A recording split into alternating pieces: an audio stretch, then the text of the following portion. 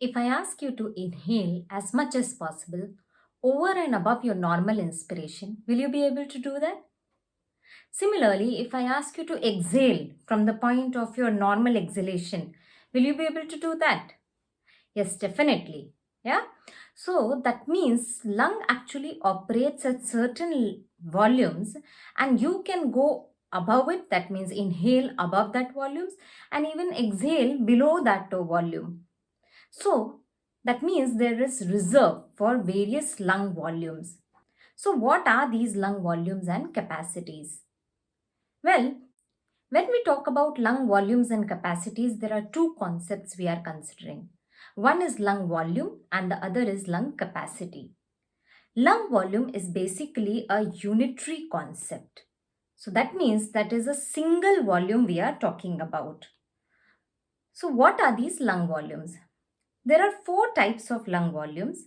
One is tidal volume, that is the amount of air which we breathe in or out at rest during normal breathing. So this tidal volume occurs at rest.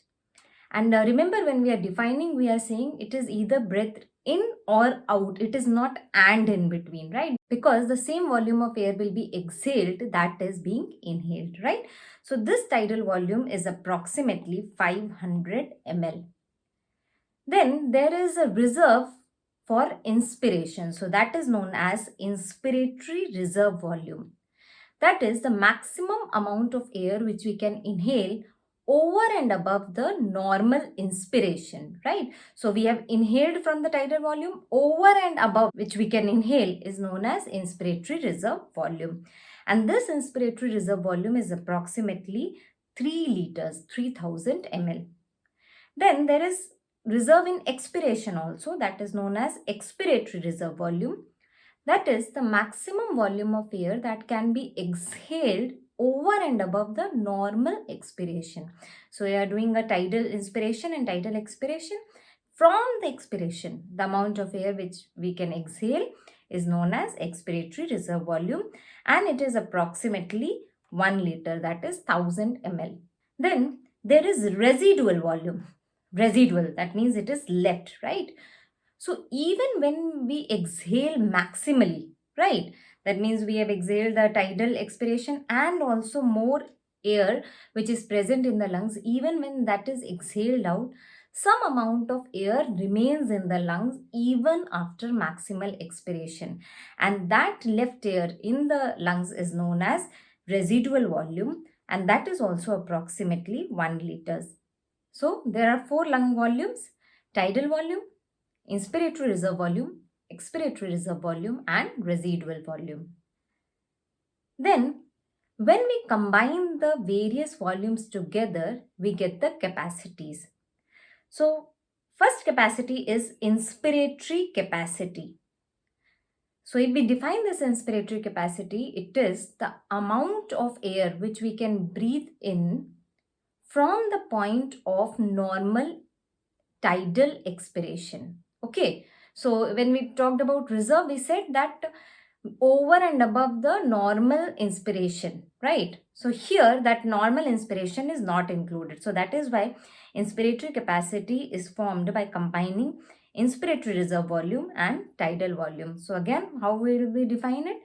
The amount of air, the maximum amount of air which can be breathed in from the point of tidal expiration. Then comes the vital capacity. Vital capacity is the amount of air which can be exhaled out of the lungs after maximal inspiration. So what we are doing is basically we are filling our lungs to the utmost. So we take maximum inspiration, right? So we have filled our lungs completely and then we exhale out maximally, right? So from the point of full inspiration to how much we are exhaling is vital capacity, right? So you see what we are combining here: inspiratory reserve volume, tidal volume, and expiratory reserve volume. So all are combined in vital capacity, right? Then total lung capacity. Total lung capacity is the amount of air which is present in the lungs after maximal inspiration. So it's like the we have filled our lungs with air fully, right? So we are defining it as maximum amount of air present in the lungs after maximal inspiration, right? So obviously it will include all the lung volumes which we spoke about in beginning, that is the tidal volume, inspiratory reserve volume, expiratory reserve volume, and the residual volume.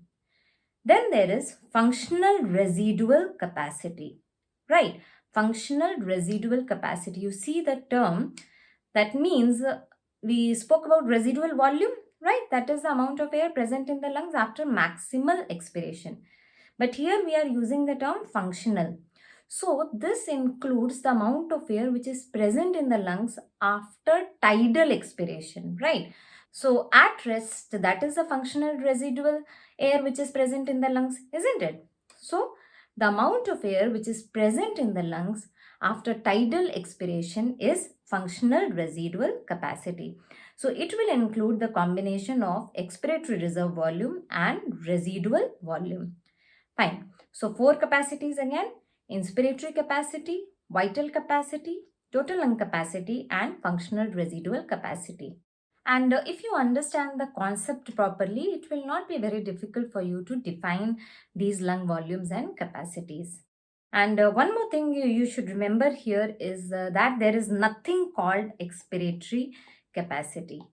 Okay, it is only inspiratory capacity, because generally when we are remembering all this, then we tend to forget, because we are seeing that there is inspiratory reserve volume and expiratory reserve volume.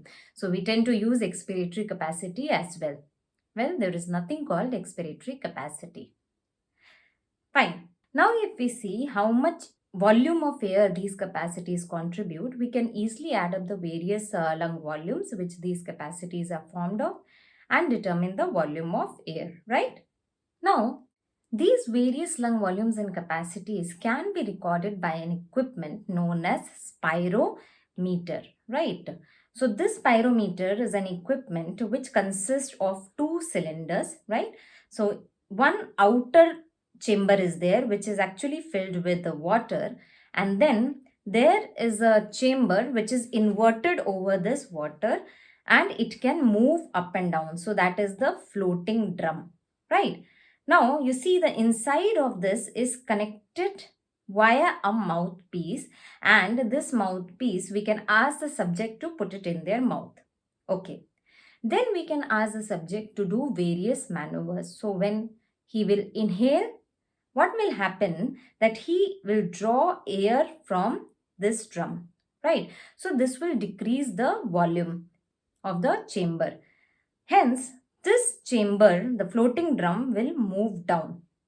Now you see that this floating drum is in turn connected to a pulley, okay, and which is connected to a writing pen. So when this moves down, this pulley actually causes the pen to move up. So with the inspiration, the pen is going to move up, and hence the upward movement of the pen is recorded as an inspiration. And opposite things happen when the person actually exhales in this mouthpiece. Adding air into it, the drum will go up, and hence the pen will go down. So we can record various lung volumes and capacities using this spirometer. However, remember that any air which remains in the lung cannot be recorded using this spirometer, because we have said that there is residual volume remaining in the lungs even after maximal expiration. So that cannot be recorded by spirometry, right? The person has to actually inhale and exhale into the spirometer to that lung volume to get recorded. Fine. So this is the graph which we obtain in spirometry. Now remember, this is for understanding the concept, because these days we use digital spirometers, right? So, but understanding concept is important, so that even while using a digital device, you can know that the values which we are getting are normal or not. Secondly, the maneuver which the person is doing is correct or not. Because if you don't know the concept, then we will not understand whether the maneuver which the person has done is right or wrong, and the values which we are getting are appropriate to the maneuver or not, right? Because we have to instruct the subjects accordingly. Fine. So let us see what is the spirogram. So the recording obtained via the spirometer is known as a spirogram, and it is a record of various lung volumes and capacities. So here you see that if the person has started inhaling and exhaling from this point, we will get an graph up and down like this, right? Now, at this point, we are getting upward graph. So that means this is inhalation, right?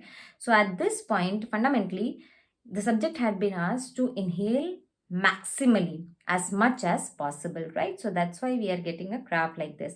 Then he exhales, right? And again, we get a same tidal volume graph. Then at this point, he has been asked to exhale maximally. Okay. Then again, he exhales maximally and continues the tidal breathing. Right. So with this graph, you see, we can actually measure the volumes which the person has inhaled or exhaled, because this spirometer recordings are done on a paper, right? Based on the movement of the recording drum, the pen moves a certain distance, and this is calibrated. Okay, that how much air is being added into the drum and how much movement of pen it will cause. So that is already done by the company, so it's calibrated, right? So you see that approximately 500 ml is the tidal volume. Then this, from the point of end inspiration, is inspiratory reserve volume, but if you see the inspiratory capacity, it is from the point of end tidal expiration, right? So we have to apply our knowledge of the definition and the maneuver for understanding this graph.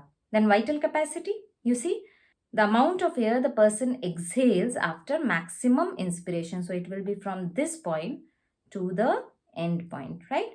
Then from here to here below, right? From the point of end tidal expiration to the point of maximal expiration, we get the expiratory reserve volume. Okay, fine. Now, even though this graph shows residual volume, we have said that by spirometer we cannot get residual volume, right? So this is only for understanding. Spirogram will not record a residual volume. That is why you see these maneuvers are not leading till here. There is other method to record residual volume. So if we cannot record residual volume by spirometry, then obviously we cannot also record functional residual capacity, because functional residual capacity is equal to expiratory reserve volume and residual volume, right? So functional residual capacity also cannot be recorded, and then total lung capacity also cannot be recorded using this spirometry, since total lung capacity is the sum of all the lung volumes. Okay, so I can ask you that which lung volumes and capacities cannot be recorded by spirometry? Well, residual volume, functional residual capacity, and total lung capacity cannot be recorded by spirometry. Okay, so just a summary of the various values of lung volumes and capacities. Tidal volume is approximately 500 ml, inspiratory reserve volume 3 liters, expiratory reserve volume, residual volume 1 liter each. Then inspiratory capacity, a sum of tidal volume and inspiratory reserve volume, so it is 3.5 liters. Then functional residual capacity, a sum of expiratory reserve volume and residual volume, so it is 2 liters. Then vital capacity, it will be a sum of tidal volume, inspiratory reserve volume and expiratory reserve volume. So you just add it up, it will come to 4.5 liters, and total lung capacity, a sum of all the four volume, comes to approximately 5.5 liters. Now remember, here we have given some approximate figures for making it easy for you to understand. Okay, different books have given different figures, but these are like roundabout figures for making easy for you to understand. Secondly, these are the values in a male. In a female, all the values are approximately 25% less.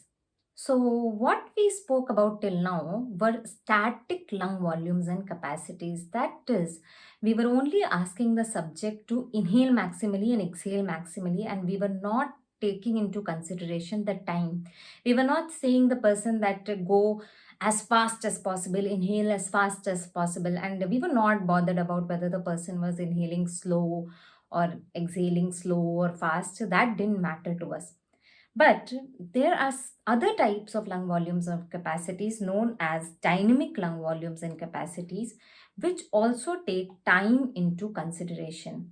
So here we will instruct the subject to do maximal inspiration and expiration and do it as fast as possible. So that is important here, right? So first dynamic lung volume and capacity is forced vital capacity, or also known as timed vital capacity. In this, we ask the subject to inhale first as much air as possible. He can do it slowly, doesn't matter, but he has to fill his lungs completely. So he inhales air as much as possible, waits for some time, okay, and then we ask him to exhale as much as possible and as fast as possible. That is very important, right? As much as possible and as fast as possible. So we are taking here time into consideration. So he will exhale it maximally and forcefully. So, like, if there is a person who exhales slowly, the graph may come out like this, right? But here we are asking him to maximally and as fast as possible. So this will come out very fast like this. Okay.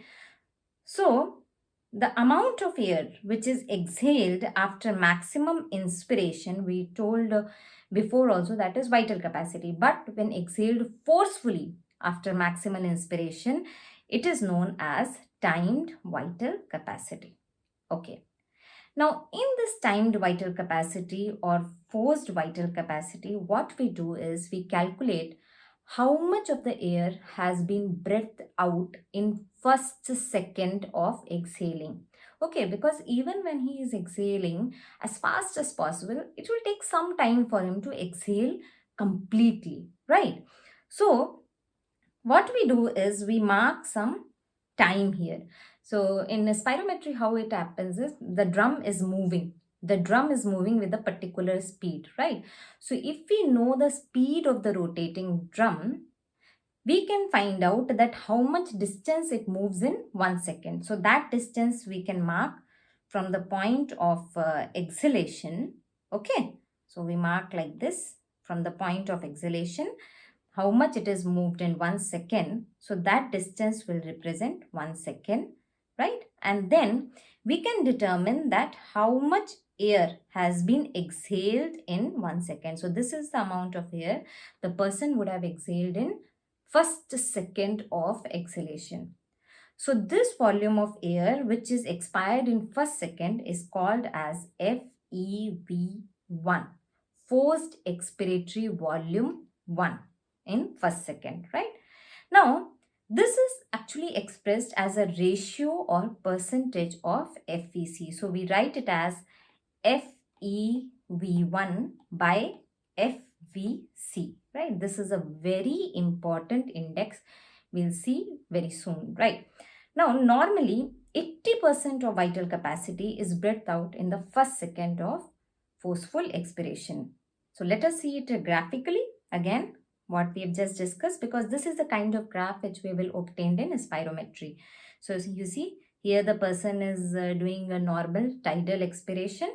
Then the person is asked to breathe maximally, inhale maximally, it reaches to a point.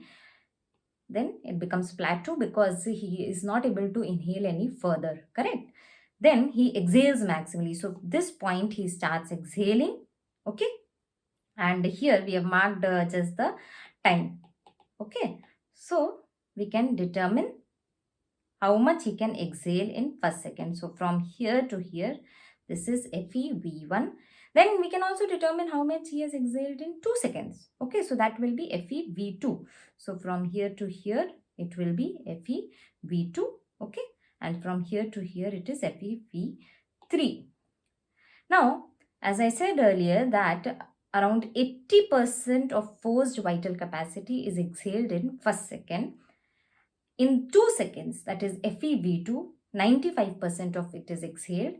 And in 3 seconds, 98 to 100% of it is exhaled.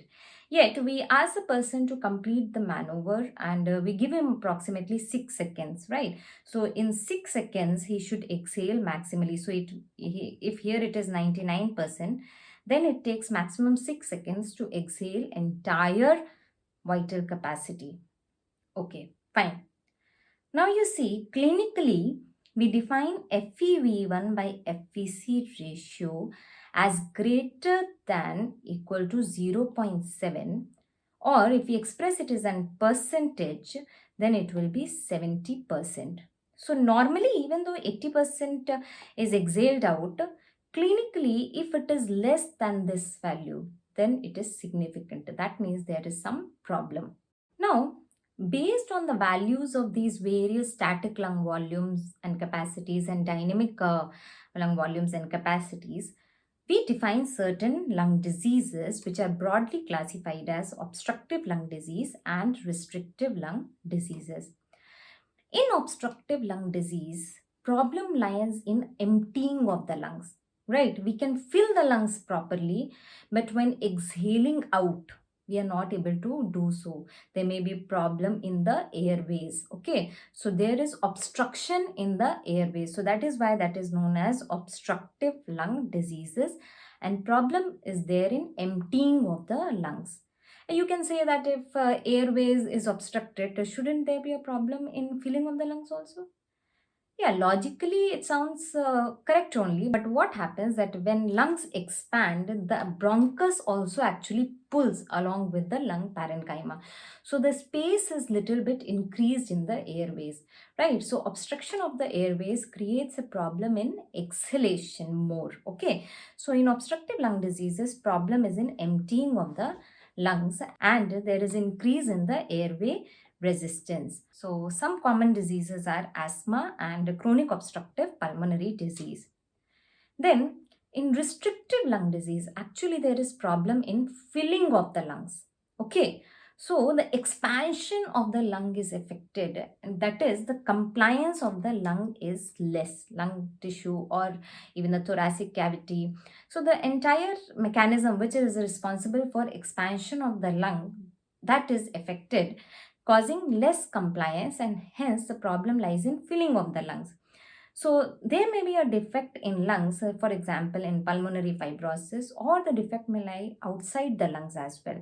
So example is kyphoscoliosis, right? The vertebral column is affected. Or even in case of too much obesity, right? Morbid obesity, that will also affect the expansion of the lungs.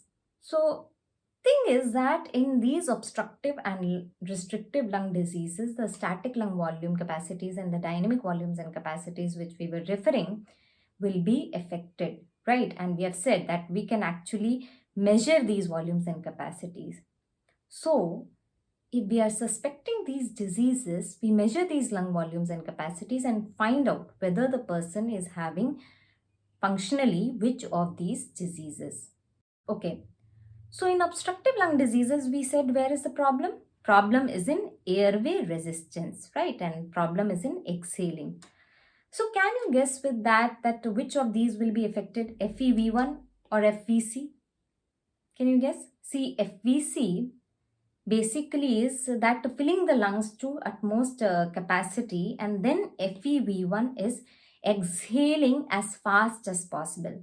So since it is obstructive lung disease, obviously FEV1 will be affected more because the person will be able to fill, right? The obstruction is not that much during inhaling, but FEV1 will be affected since he will not be able to exhale out as fast as possible and as much as possible.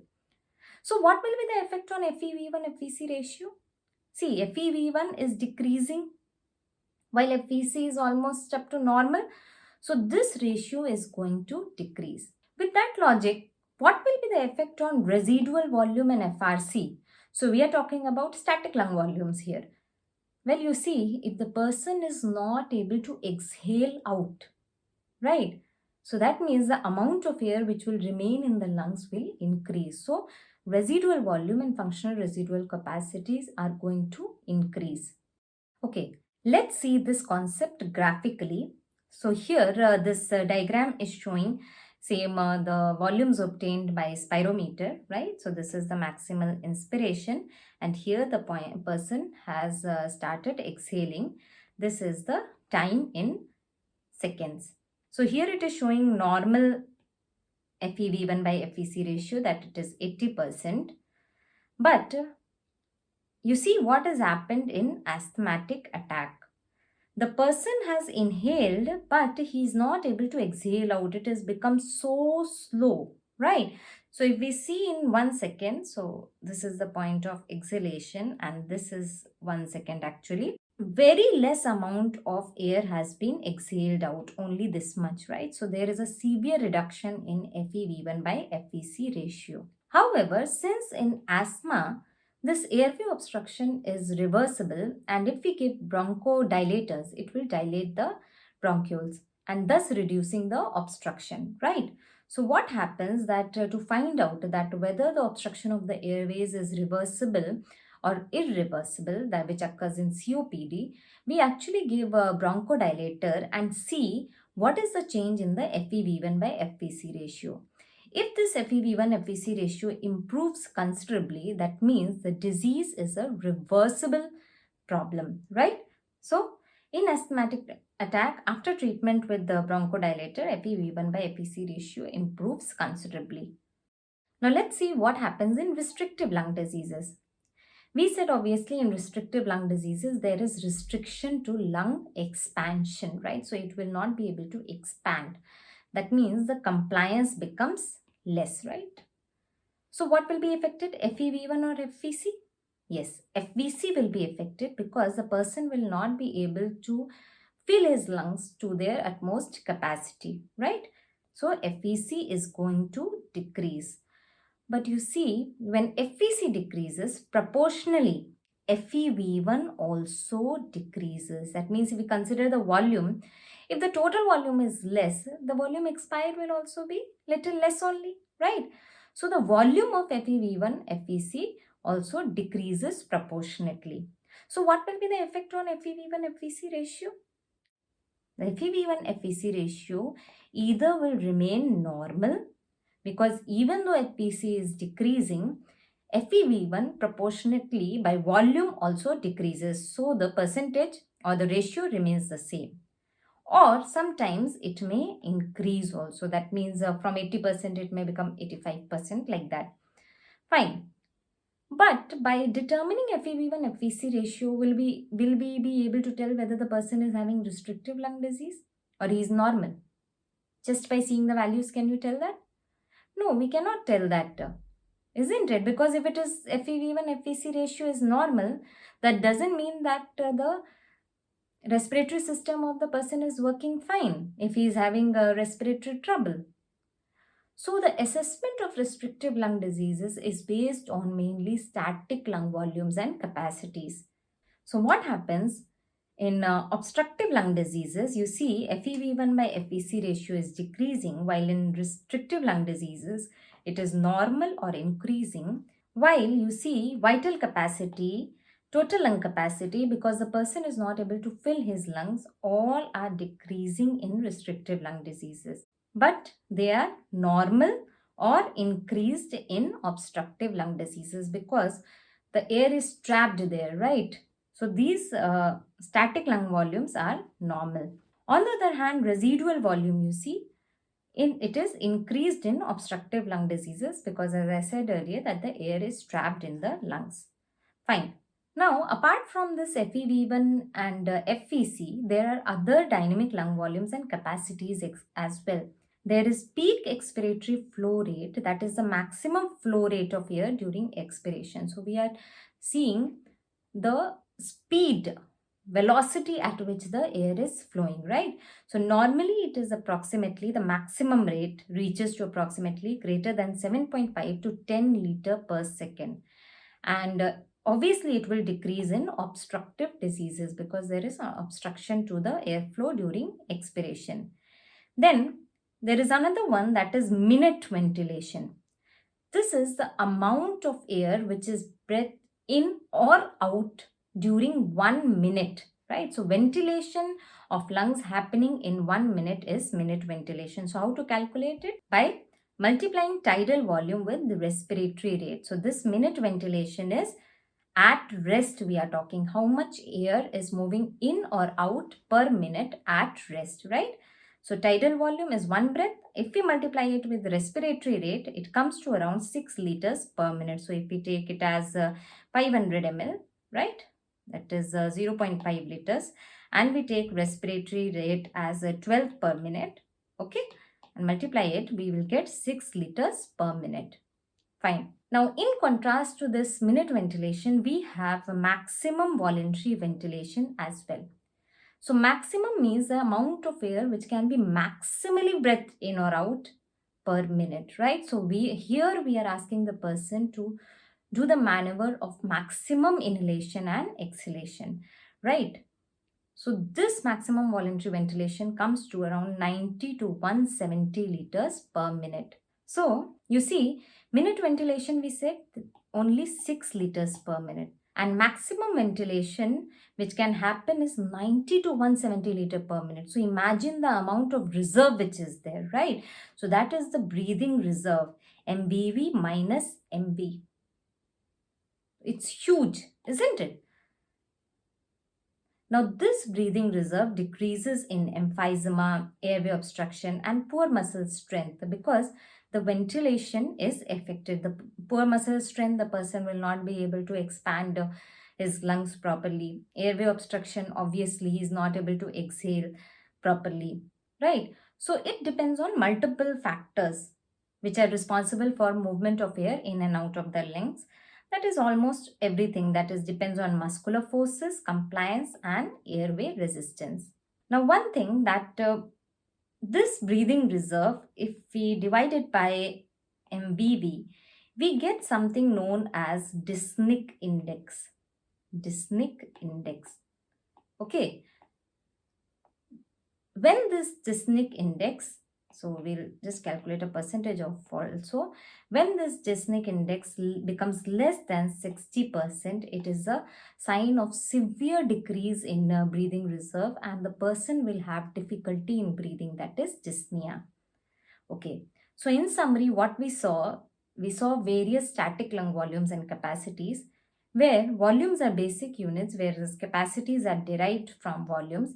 Then FEV1 FVC ratio is very important for differentiating between obstructive and restrictive diseases. And since in restrictive diseases, this FEV1 FVC ratio either remains normal or increased, static lung volumes are important for assessing the severity of the restrictive diseases.